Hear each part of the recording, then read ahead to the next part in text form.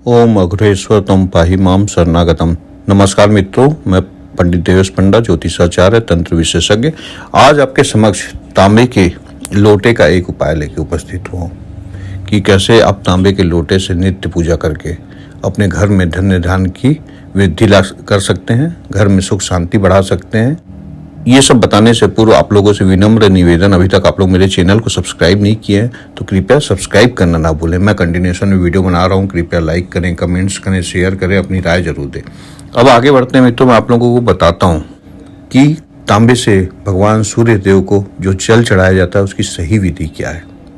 यदि आप इस सही विधि का अनुसरण कर रोज सूर्य भगवान को जल देंगे तो आप देखेंगे, सबसे पहले तो आप अपने अंदर मानसिक शांति का अनुभव करेंगे। यदि आपका मानसिक शांति आपके जीवन में नहीं है, घर में क्लेश है, तो आप इस विधि को करने के पश्चात, इस नित्य पूजा को करने के पश्चात आप देखेंगे आप आत्मिक शांति का अनुभव करेंगे। आप जहाँ कार्य करते हैं वहाँ पे कहीं ना कहीं आपको तरक्की के योग बनने लगेंगे, लोगों का सम्मान मिलने लगेगा, घर में धन्य धान्य की वृद्धि होने लगेगी, आय के स्रोत के रास्ते अपने आप खुलने लगेंगे।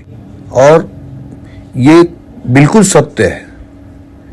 हजारों लोगों को मैंने ये उपाय दिया है, हजारों लोग इसको उपाय को करने के पश्चात मुझे मिले हैं और मुझे बताए हैं कि पंडित जी आपने जो उपाय दिया था उसको करने के उपरांत हमारे जीवन में बहुत सारी सकारात्मक चीज़ें हुई है, बहुत प्लस हुआ है, हर चीज़ों में वृद्धि हुई है, हम बहुत खुश हैं। तो आज यही उपाय मैं आप लोगों को देने वाला हूँ। सुबह स्नान ध्यान करने के पश्चात एक लोटा जल लें, तांबे के लोटे में जल ले लें, उसमें चावल, कुमकुम, फूल, गुड़ डाल दीजिए और डालने के पश्चात अपने पूजा कमरे में उसे सामने रख के आसन में बैठ जाइए।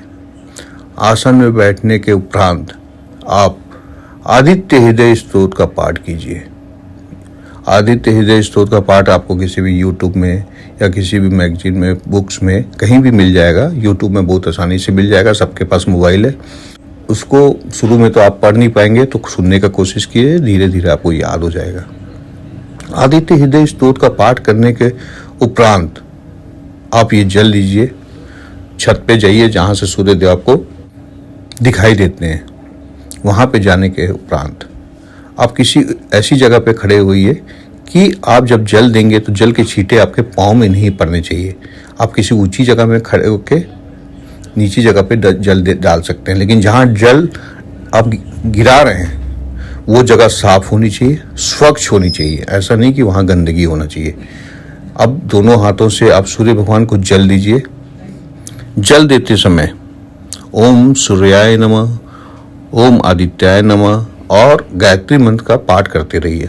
ओम भूर्भुवस्सुः तत्सवितुर्वरेण्यं भर्गो देवस्य धीमहि धियो यो न प्रचोदयात्।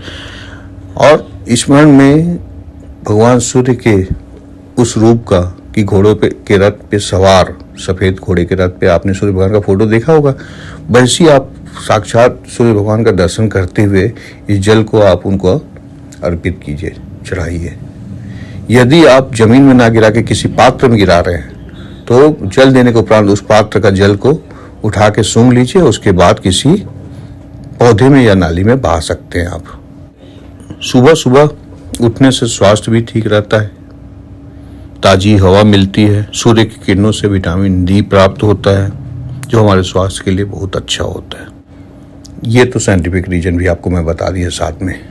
और ये क्रिया को आप रोज करेंगे तो आश्चर्यजनक परिणाम आपको देखने मिलेंगे। जब भगवान रामचंद्र श्रीलंका पे हमले के लिए सागर किनारे बैठे हुए थे, तब अगस्त्य ऋषि ने उनको ये पाठ दिया था आदित्य हृदय स्तोत्र का। ये बहुत ही दुर्लभ है और बहुत ही कारगर है।